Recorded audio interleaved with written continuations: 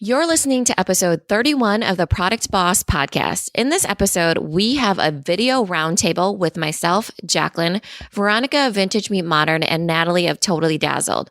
We're sharing our strategies of what we have in the months to come for video. And I wanted to point out something very important. All of these strategies are different. All of them are either very loosely planned or strictly planned. So whatever works for you. And then also there is a different strategy for the behind the scenes stuff and for the produced videos. So that's kind of what I want to get into. In this episode, I chat about how I'm going to be doing kind of behind the scenes, little shorts and lives and things like that. But really for a produced video that I have coming out with Creative Pencil Studio, I have a completely different strategy. And so I wanted to share that with you. If you wanted to reach out to Creative Pencil Studio and have them create a stop motion video for you, then you'll be able to leverage that video and really get the most bang out of your buck. So here is my strategy for Creative Pencil Studio's stop motion video that I have coming out. First, I'm going to put it right smack dab on my homepage. A stop motion video is really cool because it showcases like stationary products that are moving. They look like they're moving on their own. So it's a really cool way to demonstrate how something works. I'm going to have it right there on my homepage because I want to pull my customers in to an experience. And video is so powerful for that, especially a produced video. It can really showcase your brand and your features and benefits. So next, I'm going to be putting it on all my social media that is front facing to the consumer. I'm thinking of this produced animated video as a major asset. I'm going to be putting it on YouTube, my Instagram feed, my Pinterest feed, and my Amazon listing. So when you're thinking about those long-term major assets that support your brand and you use them as a tool to show your customers what your brand is all about. So last but not least, I'm going to use this animated video to impress the pants off of anybody I want to collaborate with. So that might be an influencer I'm approaching. It could be other brands that I want to do giveaways with. It could be, working with Zulily or a subscription box, or maybe a boutique that I'm wanting to wholesale with. I'm going to be putting this into the emails, into the influencer brief, the line sheets to really show how amazing and professional my brand is and to really wow them and show them that I know the features and the benefits that really resonate with my audience and that they have the shared audience, the shared avatar. And so it really shows how professional I am and they will more likely want to work with me. So those are the three big ways that I'm going to have as a base. But if you did an animated video with Creative Pencil Studio, you could also break it down and utilize it in those behind the scenes and things like that as well. So hope that helps. Let's get into the episode and hope you enjoy. Welcome to the Product Boss podcast, where we help product-based businesses grow their sales and improve their strategies. Hey everyone, I want to introduce you to my co-host and biz bestie, Minna an Amazon guru that has built a multi-six-figure product-based business. And introducing the other half of the Product Boss, Jacqueline Snyder. She has helped launch and grow over 500 fashion apparel and accessory brands, even one of her own. And together, we share our inventory of secret weapons that will help you dig deep and do the work it takes. Are you ready? Let's build together. Hey everyone, and welcome to another episode of the Product Boss podcast. I'm your host, Jacqueline Snyder, with my beautiful co-host, Minna. Hey Minna. Hey Jacqueline. So we are so excited today to be bringing you guys a roundtable conversation about video and how video is used in our businesses. So there will actually be 4 of us on the podcast today, and I'm excited to introduce you to our guests. So our first guest is Veronica Stout of Vintage Meet Modern. You may have heard me talk about her before. She has hand-curated designer and vintage jewelry finds that blend seamlessly into your wardrobe. Hey, Veronica. Hey, thanks for having me. Of course. And then we also have Natalie Mounter from Totally Dazzled. She sells sparkly rhinestone brooches, napkin rings, and embellishments for your weddings and events. And so ultimately, as Minna said, it's wedding bling. Hey, Natalie. Hi, thanks so much for having me. I'm super excited to be here with you today. So excited. So welcome to the Product Boss podcast. Yeah, this is a super exciting episode. I actually met Natalie at Seller Summit. She's a new friend. She was like a ray of sunshine in the event, and I loved meeting her. So I invited her on here. I thought this was a brilliant idea to do a roundtable.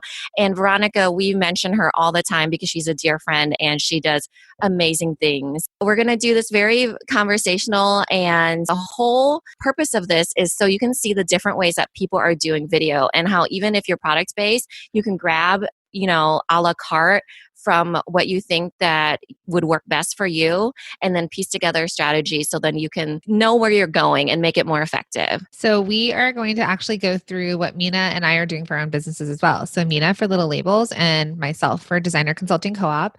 And it's the service base, it's product base, it's all base. So we can talk about the real ins and outs of video, what we love and what we don't love. And even as simple as as a woman putting on makeup to do video and if you work from home, what happens with that. So let's jump right in. So let's first start talking about how we are all using video in our businesses. So where we're at with it. And I mean, totally be honest, ladies, if there's something you'd rather be doing or something you feel like you need to improve on. So we'll start with you, Natalie. Sure. So a couple of the main things that I'm doing with video right now. So on my product pages on my website, I have sort of like these mini product videos.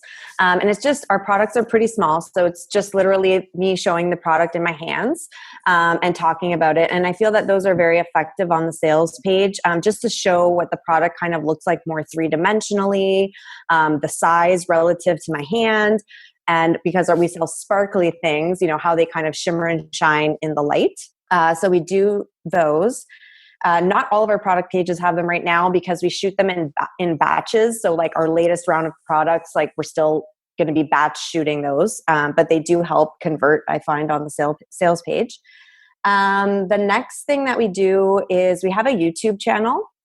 And that's really effective for our top of funnel strategy. So because a lot of our products are used to make things for your wedding, we do a lot of sort of craft style tutorials on our channel. And like I said, it's just really good way of like introducing our brand and our products to people who are searching for, how to make a brooch bouquet or how to bedazzle their wedding. So it is really good because it kind of gives it sets the tone for, hey, we're helping, we're trying to give value before we're trying to make a sale and kind of building that relationship. And that's one of the things video is so good for, is just really building that relationship quickly. And then, of course, there's that law of reciprocity that sets in too, where when we're helping show people how to make something for their wedding, they're potentially more inclined to purchase from us because they want to give back to us in some way for helping them. So that's been a really effective for us as well. And then we use Facebook for our live videos. So for our Facebook lives, I like to do more of like a product showcase. So I'll set up like a really nice wedding display and I'll walk people through the products that we've included in it. And then what's good about the Facebook lives is that they get terrific engagement, which is great. But then we turn them into Facebook ads. And they've been by far our most effective Facebook ads. So that's our third thing we're doing with video. And our fourth thing that we do with video is we actually work with video influencers, mostly YouTubers. And so we've had a lot of success with working with smaller YouTube channels who are happy to create videos and content for us in exchange just for free product. So, in the past, we've done some paid influencer campaigns, which were not as successful because it's really hard to make your money back on that. At least for us, it has been. But for the channels that are willing to work, in exchange for free product, for me, it's a no-brainer. And then they're linking to our website. They're talking about us, anything positive they like about us, and sending us a lot of basically free traffic. I mean, the cost of just sending some stuff. And our products are really inexpensive, so it's very easy for us to do that. So how do you find those influencers? You just directly dug deep into YouTube and found them?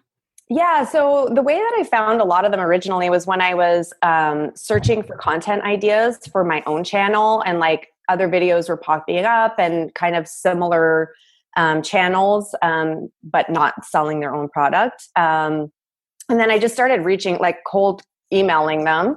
And the response was really good, especially from like the smaller to medium channels, like under 100,000 subscribers. Was really, the response was really positive just for free product. Now we have it a little bit more systematized at this point, where I have a VA who has like certain criteria of people. She puts together a spreadsheet and she does all the outreach for me at this point.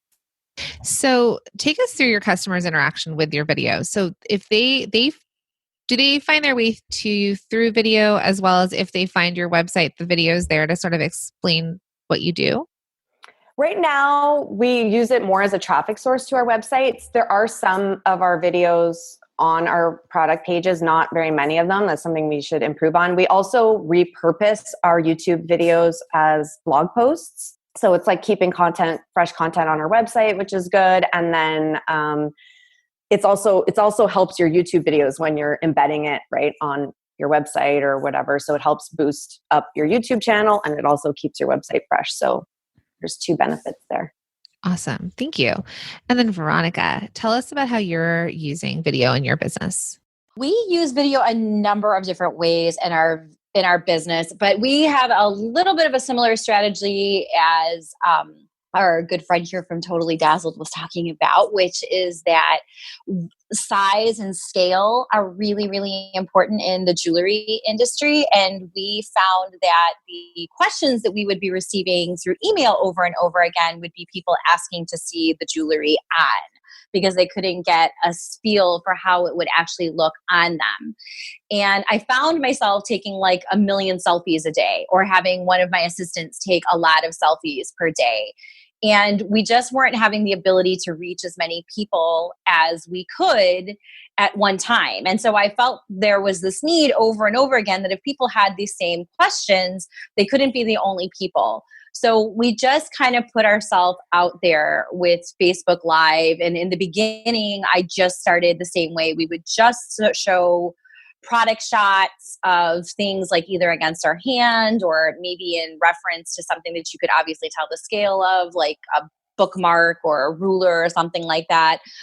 But then we also noticed that the comments that we would be getting from interaction, they would be so valuable. They would be people saying things like, well, I really love it, but I don't really know what to wear it with. Or I really like the way that looks, but I don't know how to make clip earrings more comfortable. So our entire video business was born out of being able to interact with people on Facebook Live, because every question that they were asking us, we would say, if one person has this question, there has to be at least 10 more people that have it. And the actual fastest, easiest way of being able to deliver the information back to them was by being able to create Facebook Lives. Now, what's interesting about my business is, since it's vintage and it's one of a kind pieces, we felt that we were spending so much time and effort putting one of a kind merchandise on our website. What was really lacking was the interaction for people understanding just how special it was. So we came up with this plan to use video, that we would be the same way that, you have your weekly sales paper or your weekly flyer that would tell you, that would come out what's new. I mean, I'm sure some of us are familiar with like email funnels and things like that and stuff. You email your customers to tell them what's new every week. So since for ourselves, keeping track of everything that we would be having come in every week that would be new, we would be making a point of being able to curate a collection. But then we were taking it one step further, and we were going by video, telling our audience actually what was new. And what we found was, by telling people that, everything was one of a kind, so there's a lot of scarcity built into it, as well as giving them suggestions about how that they could mix things with what they already had at home, or what jewelry would maybe go with like what's hanging up in their closet, or what other jewelry they have that was either vintage or fine jewelry or something like that. We noticed instantly that people were connecting to it. And what was great about it is that I am lucky in that my husband's a film editor, and I'm also lucky in that our photographer has a film editing and a videography background too. So they had a lot of little tips and tricks that made it a lot easier for us to effectively be able to communicate with people. Meaning in my business, one thing that was a game changer is that we use Switcher Studios, and Switcher Studios allows us the ability to use 2 cameras. So for example, we can very easily shuffle between seeing the jewelry being held up to my head or being held up to somebody else's head so that they can get a size and a scale of the earring. But then we can switch quickly back to a plain background so that they can actually get a close-up of what something looks like. And once we started doing that, it made us feel so much more professional. It looked so much more professional. And we noticed our video views went up too. So that's what we've really primarily been using it for, but it's been great. It's been a lot of fun, and we've just had the ability to connect with so many other people because of it. Veronica, quickly give us your schedule. You have a schedule, right? A set schedule? Yes. Yeah. We have a very set schedule. We have a set schedule in 2 ways. The first of which is that I'm sure a lot of people in here, Facebook groups were really a game changer for a lot of people. So we have a Facebook group, and we like being able to use that Facebook group. We give that group access to the product and do our first round of video in that group on Wednesday nights always. So they get kind of like a preview show. It's like early access through video to our latest finds. But then we do another Facebook Live on our main business page. We also do a little bit of it on Instagram. We do like an Instagram Live. And then we also try to then upload it to YouTube as well. So we do really 3 rounds of video. It sounds like it's a lot, but we have it so systematized that we go live on Wednesday nights. We go live on Friday afternoons. And I totally am sporadic about when I go live on Friday afternoons. And then we go live on Mondays at noon as well, just to kind of keep the engagement up. And it seems like it's a lot, but it works really well for us. We find that we have enough overlap and the other thing is that, you have in your mindset that people are watching the video the same way that you are maybe trying to put your strategy out there. But the thing about video is, especially when you're doing Facebook Lives or even on YouTube or something like that, like people might come in wherever they want. Like they might join it later. They might decide to fast forward it at some point. So I find that having just enough of an overlap of doing it just a few times, even if it's in short bursts, we catch a huge range of different people. Yeah, I love that. So what Veronica is saying is get a schedule, be consistent, and find yourself a husband that does video. You will be good. Actually, I went live for the first time without him working the switcher this week on Monday. And it was kind of crazy. But I was immediately like, now I know why this takes 2 people to do it. I want to point out the numbers, though. I looked up everybody's Facebook likes. Yeah. Oh my gosh. So 25,000 Veronica, 26,000 Natalie, 2,000 something Jacqueline, 297 Minna. So sad. Yeah, but they're building their business and we're You're getting into the video. You and I haven't needed it as much for our businesses, but we're also it's shiny object syndrome too, where you're like, do we start doing this? Everyone's talking about it, which is why we've got it on our podcast and sharing with everyone. So Minna, then let's talk about your video strategy. So because of those numbers, my video strategy is different, and I haven't started it yet, but I have decided I will be the face of my brand, you guys, and I'm doing it. So that was step 1, is getting over that hurdle of mindset. Step 2 is the strategy. So my strategy is to go with Instagram and not with Facebook. And that's because I only have 297 people on likes on Facebook, and the reach is not very big unless I put some money into it. But I have like 1,400 people on Instagram. And so I'm going to test that out first and see what it's like, especially since Insta Stories does really well with like the behind the scenes and becoming the face of it. Plus you can use hashtags. So I feel like that's a little bit of an advantage if you don't have a lot of Facebook likes. And then I'll go live on there and see what it's like, what people are liking. And then it's just like Facebook Live where you can repurpose the videos. So I'll do what Natalie's doing and repurpose it to my blog, and then try to make it keyword heavy, and then probably have like a little YouTube. I do have a YouTube channel already for Little Labels. There's nothing up there yet, but like if I repurpose it, I'll probably make it a series like Mina's Shorts or Mina's Tips or whatever, I'm going to be using OnlyPult, which is ONLYPULT. It lets you auto post your photos and videos onto Instagram, and it's in beta for Insta Stories. So this is the only program that I found that is able to push stuff to Instagram from your computer. Like you set it up on your computer. All the ones that I found are all like, there's one Plan, PLANN.com. There's Preview. Those are all apps that you can do on your phone. But since I'm a grandma and I work better on my desktop and I need my mouse even when I'm on my laptop, I am going with OnlyPult, and it's like $15 a month and you get 3 accounts. So I'll have, I actually will start do the Product Boss Instagram. So that's on there. I've connected it. And then Little Labels as well. So that's my strategy and I'm excited about it. It'll be my Q3 coming up. So Jacqueline, what about you? What's on the horizon for DCC? So I'll say that one of the biggest tips we get from everybody is consistency is key with video. And so I'll share a story of how I did have that. And so what I did is I was motivated last Christmas time, basically the 25 days up to Christmas. And I was sort of looking into video and it was saying, there were countdowns to Christmas. Let's think about like products or countdowns to gift guides and that sort of thing. And so I decided to do an advent calendar type countdown towards the Christmas time for people to think about how they could launch a business in the new year. So it was 25 days of basically how to start a clothing line. And I did a video a day, and it was step by step through the entire process. It was not live. I didn't catch on to that live bandwagon just at that point, but so I batched it though. And so I think that's my struggle with lives versus video. Like if you're going on YouTube is I do better in batching. So if I know like my Monday is going to be dedicated to doing the next 15 videos, awesome. I'm motivated. As I talked about in the beginning, you get your makeup done. And actually I changed my shirt. I had like multiple shirts and then I take a scarf and wrap it around my neck. So it looked like it was different days basically. And I batched it all and I did like 3 days of batching the content because it was 25 videos and I did it. Well, I ended up booking a client from that.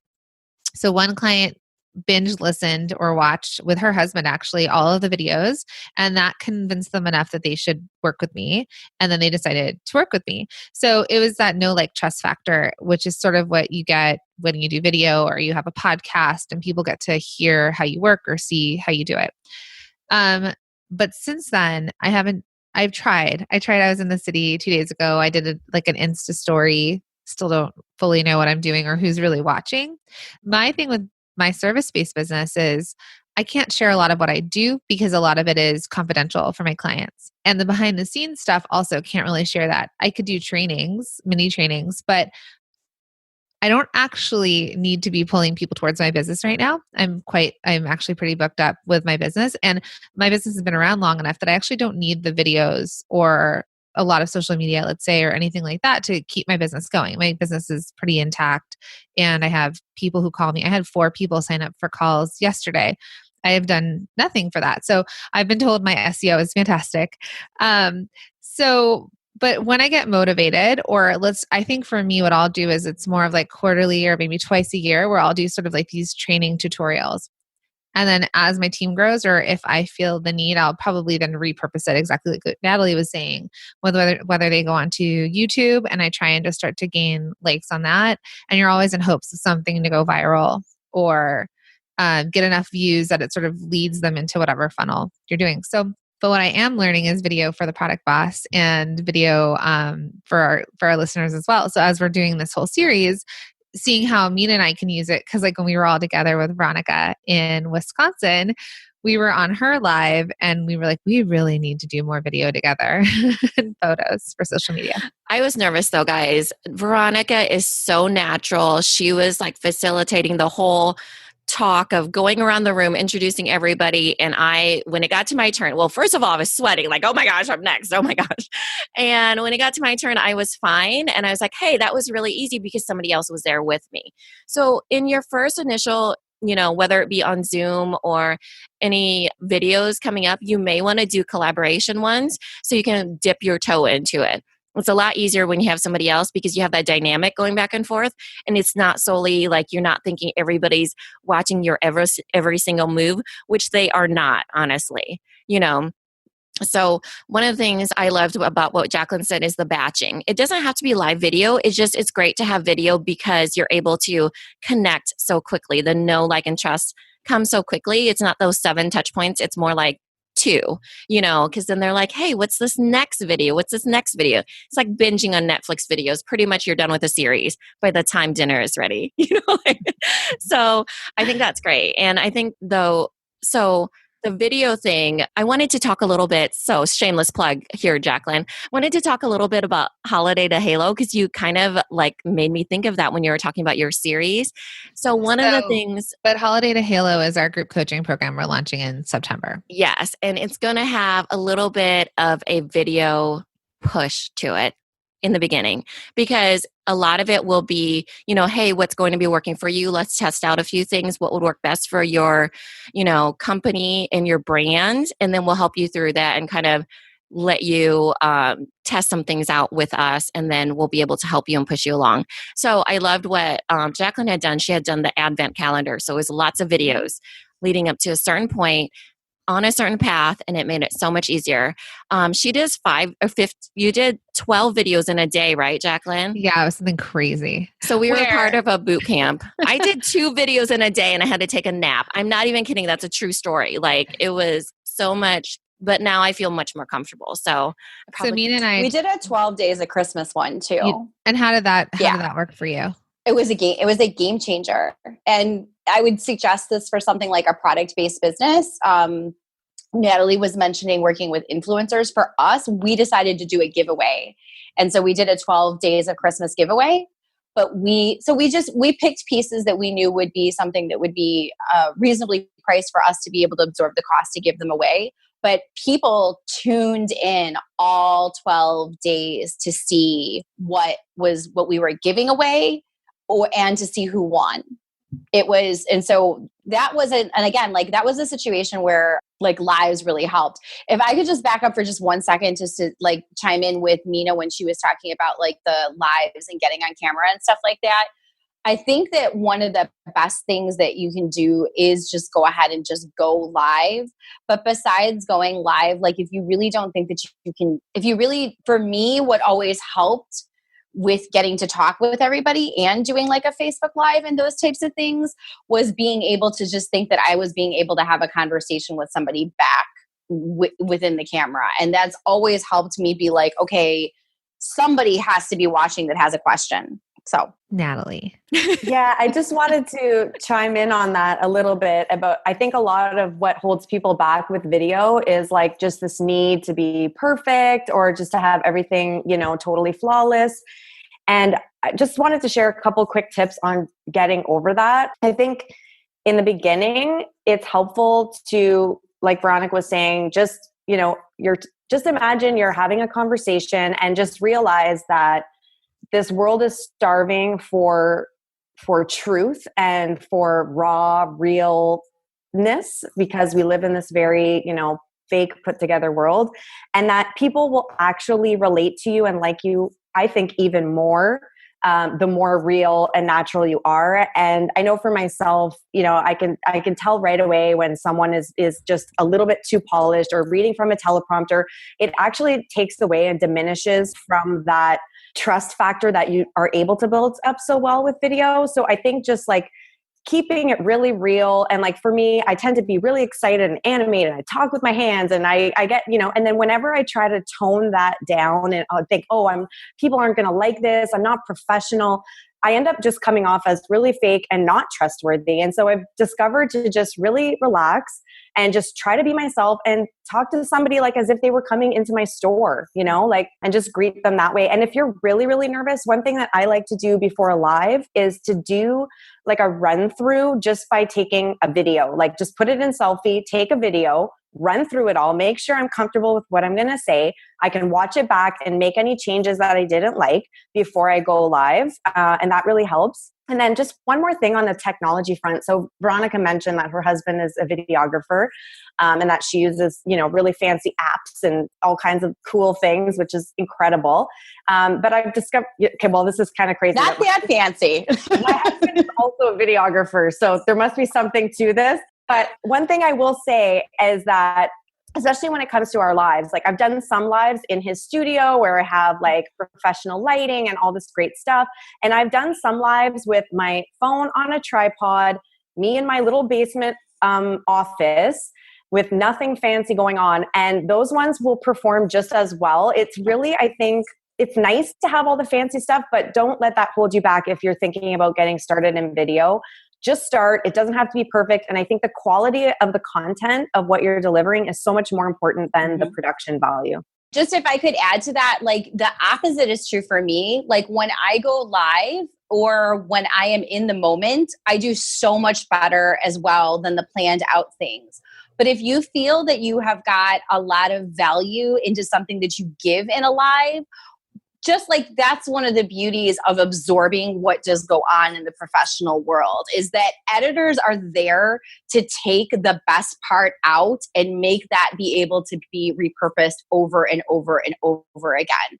So if we have something that we know really resonated with our customers during a Facebook Live or our audience or wanting to educate somebody on something, we might take just that tiny little part out and turn that into its own tiny little video with maybe like a short intro or maybe with something with a call to action at the end or maybe or I'd say a shortcut to where they might be able to get the better solution. Like, for example, if we're talking about like sizing rings, and like just an example, like costume jewelry rings, like they're not always the size that you want them. Well, we did a little tutorial on like a product that you could buy to make your rings be the size that you wanted to. So we just cut that snippet out, turned that into a better video. And then at the end, it wasn't even our product. We were linking to something that you could buy on Amazon. But we were just taking that part out because we knew that part was the part that people wanted to hear the most. So don't be afraid to go back and watch your videos. If you're doing live ones or anything else like that, don't feel bad about going back and seeing what people responded to most, because people do like to watch things in like maybe 3 to 5 snippets and then 5 to 10 minute snippets. So you can certainly cut down the best part. And that's when like being able to outsource something to an editor or even yourself or doing something like that, like that's the best part of maybe trimming some of those things down. There's so much jewels in what you're just, oh my God, like Natalie and I with the jewelry, there could be so many jewelry references here. That's where your jewels really are in the video that you're doing. And the repurposing, right? Yeah. Hey all, Jacqueline here, and I just need to interrupt for a second. Who has heard that video is key to growing your brand? Do you wish you had a video that could tell the story of your brand or showcase your product in a memorable way that would ultimately lead to more shares and hopefully go viral? Well, your wish is granted at Creative Pencil Studio, a boutique production studio that helps your brand come to life through video by using art and animation. Their mission is to create videos that showcase brands and products in creative and memorable ways. Creative Pencil Studio can create an animated video that will increase your online presence and ultimately your profitability. Sound amazing? It really is. So amazing that Minna and I are hiring them to do a video for each of our businesses. Creative Pencil Studio is offering our listeners a free strategy session, a video branding book, and storyboarding template. Make sure to grab them by clicking on the link below in the show notes. If you want to see examples of their animated videos and connect, head over to www.creativepencilstudio.com. And now back to the show. Yeah, I wanted to show you guys my latest purchase. Speaking of Amazon. So this is called a lazy arm. Do you have it upside down? A lazy arm holder. It holds your iPhone, right? So you attach it to your side of your desk, and then the lazy arm is kind of flexible and it can go like the aerial top of your products. So I was going to be like writing on my labels, and so I was going to use these videos for the product pages, on our website. And so it would be like literally showing how to write your name on there. It's so simple. This is something that I got from Veronica because she was like, just talk about it being made in the USA. Like literally, I kept getting hung up on that. I need to do these fancy topics or these 3 tips, or I need to teach, this full course on, organization. It's not true. All you have to do is teach how to write on a label and you're good. So I bought this extension or this lazy arm. It was only like $12 on Amazon. I will put it onto our show notes. And so then, you'll be able to buy that on Amazon and then do the same thing, because I only have 3 products. I could definitely be putting videos on there, and then I'll be using InShot, which is an app to put music on it. So it'll be like do, and then writing on the thing, and then boom, done. So I'm going to batch those out in true entrepreneur form. So I have a question for each of you. What's like the number one thing that you think has done the best in video for your business? Like one thing that you would swear by and tell people like you need to try this with video. Veronica, did you want to start? Well, I think hands down, just being able to have somebody be the face of our brand, and myself personally having to be comfortable with being able to be the face of our brand. But, I sell a product that has a stigma that's attached to it. Vintage is either completely associated with your grandma and is uncool, or it's considered cool because it's written up as a celebrity type thing. And then people like flip through a magazine and are like, oh, well, Rihanna wears vintage Chanel earrings and stuff like that. But then people don't know where to find it. So we literally visually showed people like, you don't have to go to an antique mall. You don't have to go to a flea market. You don't have to go on an expensive website that you don't know who the people are, the face or the brand behind it. You don't have to struggle to win an eBay auction. Here's this company that every single week goes and shows you all this different kind of jewelry, and they show you how to wear it. So you're not just buying something that you're like, oh, I was so attracted to it and it's so beautiful, but being able to make something that was literally vintage, making it modern, was hands down the best thing that we ever did, because we developed a community off of it. We developed raving fans off of it. We got our own know, like, and trust factor off of it.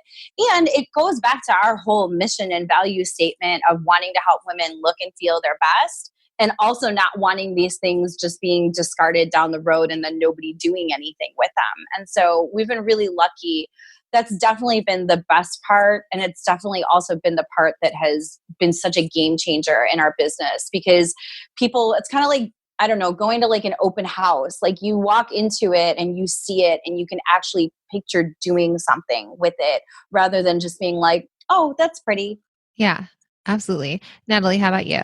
Well, it's tough to honestly pick my big winner. And I feel like everything that we do with video is really successful. And it's not because we're doing anything particularly great. I think it's because that is just the kind of content that people want to consume right now. So video in all forms, I think, is working really well for us.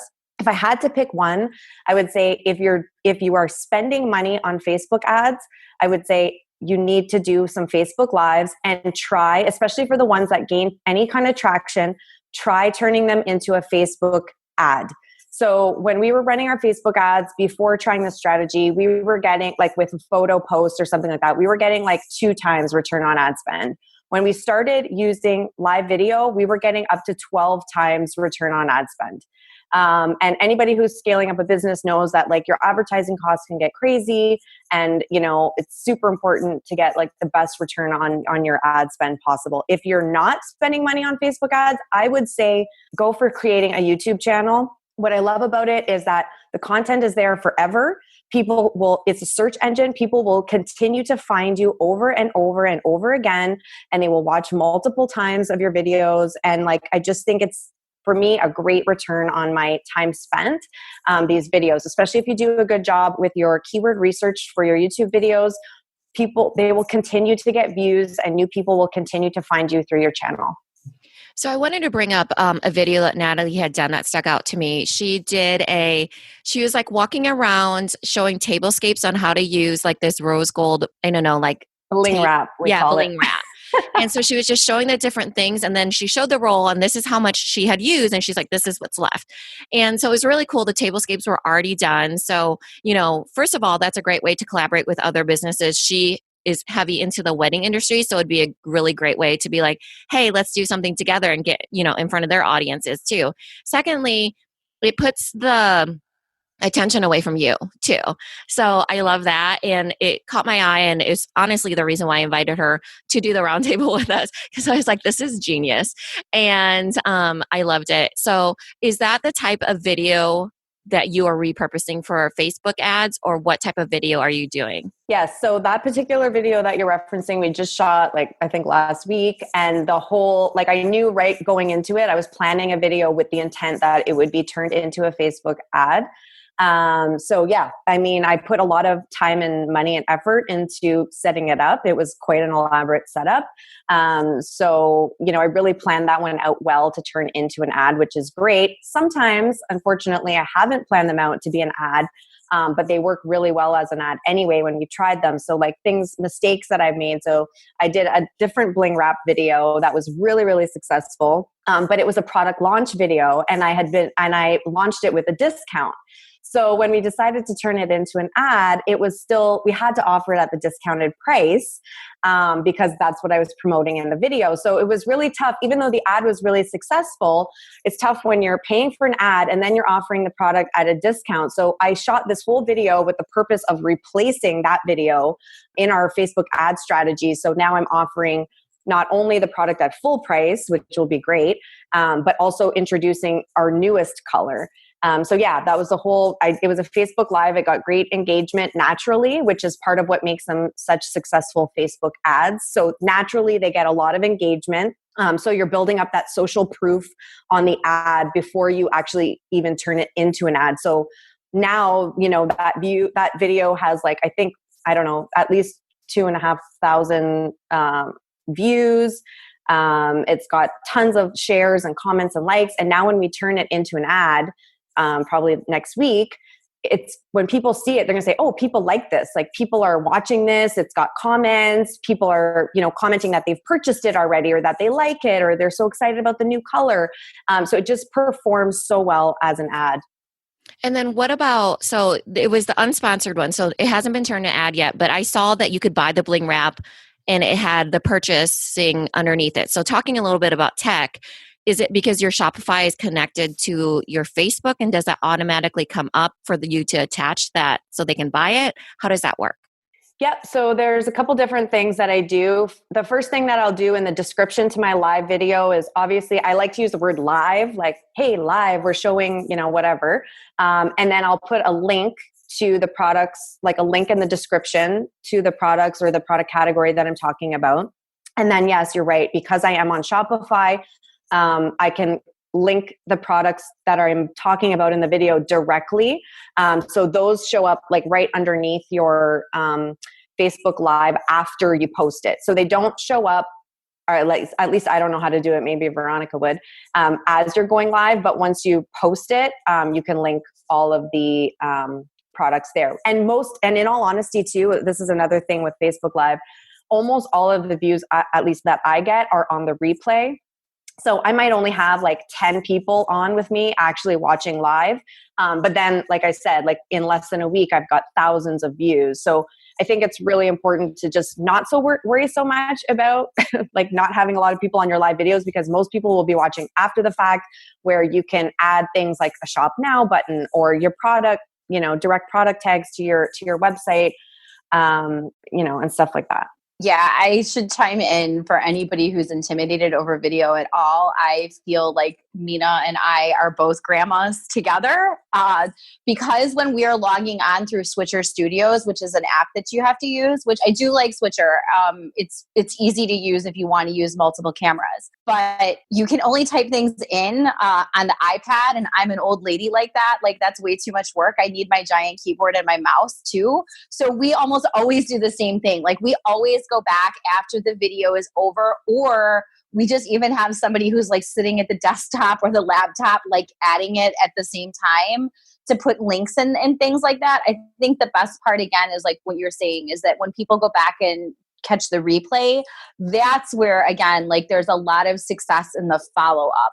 That's where we drop links into the comments. That's when we invite people that are still oh, I love that. Okay, then come join our private Facebook group because we talk even more about what you're wearing in your closet. I mean, for us, going side note with the video, with the private Facebook group, because we have a physical product that people like to wear. Not everybody likes to share selfies and those types of things on Facebook.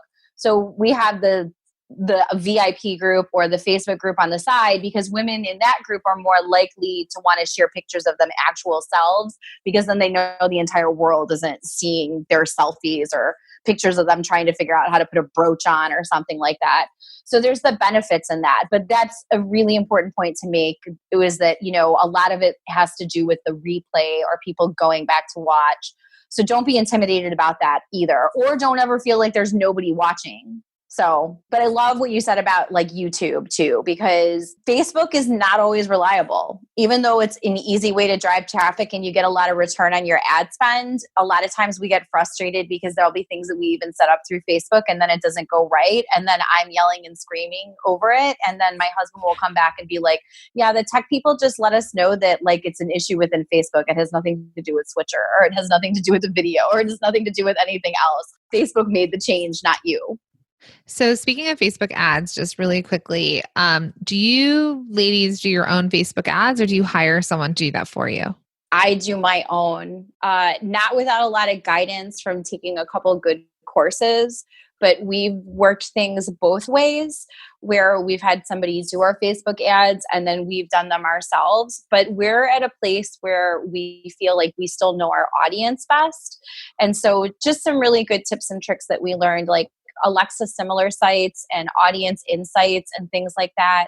Once we learned about how to do that ourselves, we found that we were doing a much better job actually advertising to an audience that wanted to see us. Whereas when we were having somebody else do our Facebook ads, they were doing okay, but the ad spend was still higher than I wanted it to be. I just hired somebody last week. Honestly, she hasn't even gotten started. But her communication is exactly the way that I want it to be. She's on Voxer, she's on email, and she's on Trello. So I feel like I'll be very on the pulse of it all, and she'll be managing it. I'm very tech savvy and I can't figure it out. So I can't even imagine the amount of time it would take me to like really deep dive. So yep, I'm definitely pro hiring it out. What about you, Natalie? I also hire it out.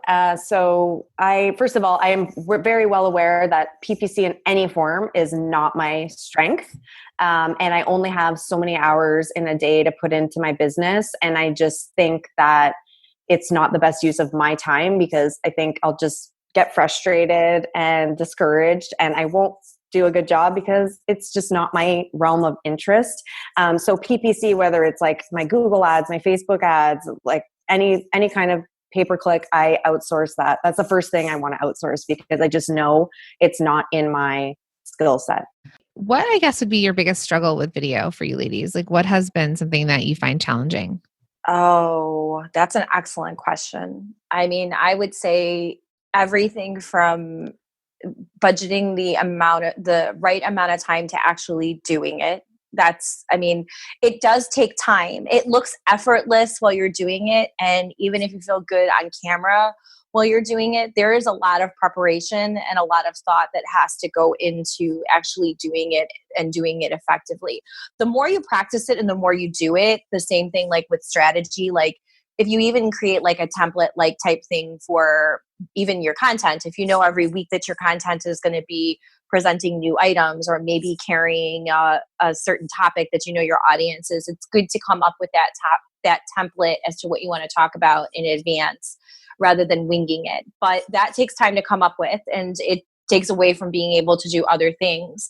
I'd say another struggle is the tech side of things. It can be inexpensive. I mean, you know, it's nice to talk about having techie things and those types of things and stuff like that, but it can be really inexpensive actually to do like some of the apps and some of the other things that we're talking about and like even using your phone and things like that. You don't need to run out to buy a whole bunch of equipment, but there's a learning curve that also is built into learning how to work it so that you're not driving yourself crazy while trying to deliver the content at the same time.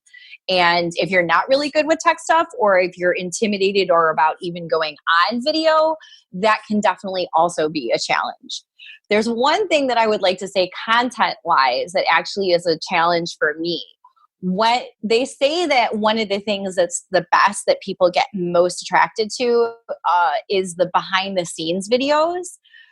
I am so in the zone when I am working in the behind the scenes videos. It's actually the least amount of time I ever want of myself being photographed. Like, I don't want people watching me videos of me counting out the number of pieces that we're going to be featuring, or behind the scenes videos of me looking on Pinterest trying to actually show like what was the inspiration for this week's vintage collection and things like that. My mind is so focused on what I'm doing that people always ask me to do those types of videos, but I feel that for me, I couldn't be multitasking and giving them delivery of the information that they want while I'm actually doing my own homework. I can give them behind the scenes of us shopping for things. I can give them behind the scenes of us putting together the stuff. But when the actual like really, really hard work part of it comes into, that is probably the area that I struggle with the most. Yet people ask me all the time, like, well, how did you even come up with the inspiration for this week's? So I don't know, like to me, it's like, I don't know, that would be like dropping a computer on my kids while watching them do their homework. Who really wants to watch that? I think one of the good suggestions I have for content, this is how I figured out what my content will be, is to do what you already have in written content and video. So I have like 6 freebies. One of them is how to choose a daycare, and it just questions to ask. Another one is a checklist of what to pack for your daycare, and it's just a checklist. But if I were to talk about the checklist on the video, then that is just like built-in content right there. So anything you have written, make different versions of it. Written, video, and then include a freebie with a little byline that says, go to our website for 30% off, and then I don't actually require people to opt into those. They get them for free, and then my logo and my code is on there. Yeah, I think for me, my biggest struggle is having the time and the content. One thing that I just updated in my life, and we're on Zoom doing this podcast recording, is that I finally invested into a Halo Ring light, because when I am on lives, Minna and I had done a live for the first time last week with Coach Glitter. You just, it's at least feeling confident staring back at yourself, I think, is a big thing, because otherwise you're going to be looking at yourself and worried about how you look. And the lighting just to be okay, especially if you're selling a product, you do just want it to be in the best light. I feel like it's the same thing with like Instagram pictures, like something that looks pretty or doesn't look pretty. So for me, I think for me, it's timing and content. And I could sit down and I could teach a lot of things about how to launch a clothing line. And then it's also how much do you give away? Like how much information do you give away versus them hiring you to tell them? So Natalie, how about you? My biggest struggle is definitely consistency. Like when I listen to Veronica talk about her shoot schedule, I'm just like, wow, that's exactly what I need to do. I need to really improve on just blocking, certain times of the day or week to do video, because I think consistency, whether it's on YouTube or Facebook, both platforms will tell you that consistency is huge if you want your videos to really perform. And then even though we are doing some repurposing of our video content, I think we could do a way better job of repurposing the content. So one thing that we started doing, so Minna referenced the bling wrap video that we did, where I had 3 really elaborate tablescapes set up. And, I spend money on like renting linens and like making it look really nice and aspirational. So I really want to get the most return on my investment on doing these really elaborate setups. So one thing we started doing was actually photographing the setup. So now it's going to be really great Pinterest content, Instagram post content, all based on the setup that we did for the video, and actually just taking a second to shoot some photos as well and repurposing it that way. So yeah, just consistency and repurposing are the 2 main things I struggle with. Yeah, I think my biggest struggle is energy level. I do really well when there's other people around me pulling the energy from me and, bouncing back and forth, and I get really pumped up and I just get so crazy, excited. Then when it's just me, I tend to shut down. I'm like so introspective that I'm just like, okay, Mina, you can do it. Literally, I have to pump myself up. And because on video, it tends to dull your energy. So you have to be a little bit more amped up than you normally are. Otherwise you're like, oh, a little bit toned down. And so I think for me, the biggest struggle is energy level. And like, maybe I should batch this in after our podcast recordings, because sometimes I'm just like ready to tackle the world. And so I think that's one big struggle for me, is just having the right energy level when I'm batching. Otherwise, it takes a little bit. It's that learning curve all over again. Oh, I'm such a diva. Even when we're going to go live, like I need like my 5 minutes beforehand. I listen to music that amps me up like right before I'm going to go live. If my husband's the one behind the camera, like we often we really talk to each other. Like we're like, no, we're going to connect with people. That's something that's actually really important. Like, I mean, we're talking about, like I said, one of the biggest struggles is the preparation part. But yeah, no, I would say that that's something that you shouldn't take for granted. If you need to psych yourself up to be able to do it, take notes on what makes you feel better so that you can give your best delivery. That's part of the reason why I created a schedule for myself, was because I knew that by creating a schedule, I could build time into amping myself up to give my best work. And so, I mean, I wouldn't feel strange about hearing you say that at all. I mean, there's a lot of goofy stuff that not crazy or anything, but yeah, like we listen to certain music. I like the lighting a certain way. We've created several, I guess you could say, like behind the scenes or like a set type thing for every time we do our Facebook Live. And so like we'll be doing ours live tonight because we're recording this on a Wednesday. The rest of the afternoon, we'll be making sure that everything is set up the way that we want it to be, so that when we go live tonight, I'll have all my energy being put into delivering the content and feeling like my best self. And even that, like I even have some tips and tricks for like when I'm not feeling good, like when my kids have like meltdowns after school, but I know that I'm going to go live at 7 p.m. that night. There's like even a backup plan, like how I need to like emotionally get myself back into gear so that I can give it my best. Is it different music? What's your music you listen to? I'm curious. This is brilliant. Oh my gosh. I love my product is like very like vintage inspired, and I really love that fashion edginess that goes along with it. So I listen to George Michael's Freedom a lot right before I go live. Yeah. Because that was like the ultimate supermodel song in like the late 90s. Natalie, do you have a go-to song that when you're getting amped up? Mine, by the way, is for Young Forever by Jay-Z. I love that song. It's like my I can do it, song. I don't currently have a song, but that's going to be my next project, is finding a pump up song. I love that idea. Although I'm typically pretty pumped up, but it doesn't hurt to kind of, take that extra step to get yourself in the zone. I love that idea. Yeah, I think it depends also, like if you're an introvert or an extrovert and if you have to go in or out. For me, I just kind of like I actually move my body and maybe make some sounds with my face. And then I'm kind of like, all right, ready? Like I kind of pep talk myself, let's do this, which I kind of do sometimes before we start the podcast. Yeah, behind the scenes. This is why Jacqueline has to start every single podcast episode, because she can go like that. And she'll be like, hi guys, blah, blah, blah. And I'll be like, okay, you can do this, Mina. So I guess my last question for the group is there any sort of upcoming strategy that you ladies have for video that is maybe like a shift or a change in your business, or what your strategy is moving forward? Natalie? So for me this year, my video strategy is actually I really want to just double down on video this year because it has been so successful, everything that we've done. That means committing to a schedule like Veronica has. So my goal is to do 1 YouTube video per week and 1 Facebook Live per month. It's not a lot, but it's definitely much more than we're doing now, and then hopefully build up from there. And then the other thing that we started doing, I mentioned working with YouTubers and influencers.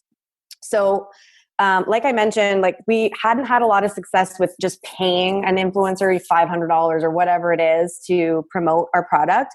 But one sort of middle ground that we just implemented is an affiliate program, and I'm really excited about that. So we're going to be basically giving our influencers like their own special link. And when people purchase through their link, they're going to get a percentage commission.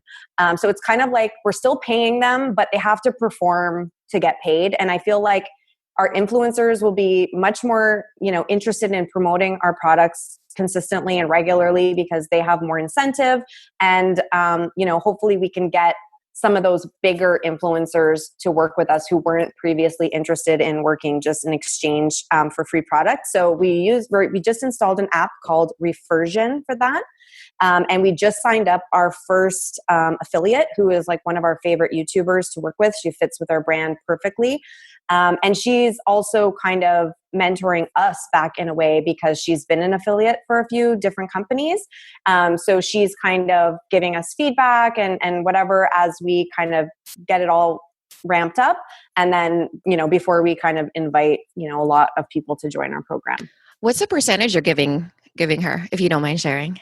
Well, Refersion recommends between 5 and 15%. I'm offering this particular influencer, and I plan to kind of offer my top tier kind of people a little bit more. So and her because she's helping us. So I'm giving her 20%, which is pretty steep, but it depends a lot on your margins as well. I don't think I'll be giving that to your everyday run-of-the-mill smaller influencer, probably closer to 10 or 15%. But a big thing with a lot of the influencers right now is Amazon recently cut back their affiliate commissions and reduced them. So a lot of them are looking for like different opportunities and stuff like that. So I think it's going to be actually really great for us. I'm super excited about it. And it kind of takes a little bit of the content creation pressure off your back when you have a team of influencers who are creating that content for you on a regular basis. I love that. I always shied away from that because my products are not that high cost, but they're probably comparable to yours. So, I didn't think people would get on board with the affiliate program if they were, $10 average sale or something.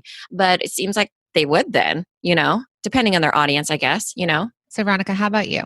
Well, because we do so much video on a regular schedule, our biggest thing is that we want to spend some more time pulling out the best parts of those videos and turning those into just smaller bits that people can digest faster. Since we even know from our own research that like the lifespan, like if you can't get somebody to join you and really want to get hooked within the first 30 seconds to a minute, they're not going to want to watch an hour-long presentation of like what's going on. So we feel a real strong need to be able to work with what we already have because we're at least very good about doing it on a regular, consistent basis. But we also want to grow our reach on the other platforms. We haven't utilized our YouTube channel the way that it should be. We haven't even utilized Instagram Live the way that it should be. We just have kind of dabbled in it and sort of touched our feet in the water. So we plan on just doing an extension of what we're already doing now, but being more consistent on those other platforms and seeing what kind of traffic we can start driving to our site from that as well. Amazing. One other thing is that we plan on doing a lot more guest or like, I guess you could say interview style videos. We started dabbling a little bit in that where we would actually ask people who are part of our own community, our own customers.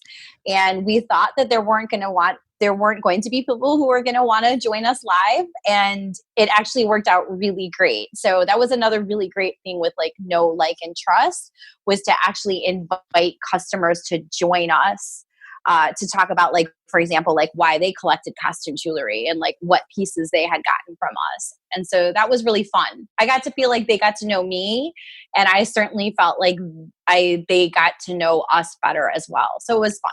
We're planning to do a lot more of that. Yeah. Yeah. So it sounds like both of you are thinking about collaboration instead of like outreach or reaching further past your audience. So Minna, how about you? Becoming the face of my brand, fully embracing it. You guys will know me as, that girl, Minna with little labels. Because what's so funny is Jacqueline and I have to kind of like, we have multiple Marys and multiple, people will be like, underwear Mary or whatever, which we told her she was underwear Mary. So like, I will be labels Minna. Okay. That's my new pivot. That's awesome. And I think for me, Designer Consulting Co-op, and actually we're doing this for actually all three of our businesses, Minna's business, my business, and the Product Boss, is we're actually going to use video, like produced video. So we're going to be using Creative Pencil Studio, which we've talked about on the show, and that they are actually a sponsor of this episode, but where it's creating hero videos or animation to basically explain our businesses. And all three are very separate and different types of businesses. And seeing, I think, between what we pick individually and what for our individual businesses and what we pick together, how that's going to perform and how people are going to relate to it, because that's actually pulling us out of the brand a bit and pushing it into this it's not like high tech, but to me it's fancy. Like I've always wanted a fancy video which would differentiate me from my competition. And I think the differentiating factors as well are important. So in conclusion, thank you everybody for joining us in this fun roundtable about how we're all using video in our businesses. So Natalie, could you please tell our listeners how they can find you? Yeah, I'm Natalie Mounter. You can email me at natalie@totallydazzled.com, or you can check out our YouTube channel and connect with me there. It's youtube.com/totallydazzled, or on Facebook, where I believe we're Totally Dazzled Biz. Awesome. And how about you, Veronica? You can find us at vintagemeetmodern.com, or you can certainly find our business page, Vintage Meet Modern, on Facebook. And I would definitely embrace having anyone that would love to join us in our private Facebook group, which is the Vintage Meet Modern Styling Society. It's a lot more intimate, but there's just so many great women in there if you're looking to join a unique community and really truly see what we do behind the scenes. I would definitely encourage people to join that. Thanks. And we will have in our show notes, we'll have links to everybody's website and their social handles. So Minna, Thanks, ladies. Thank you, ladies. And we'll talk to everyone soon. Loved this episode of the Product Boss podcast? Head over to iTunes to subscribe, rate, and leave a review. We would so appreciate it.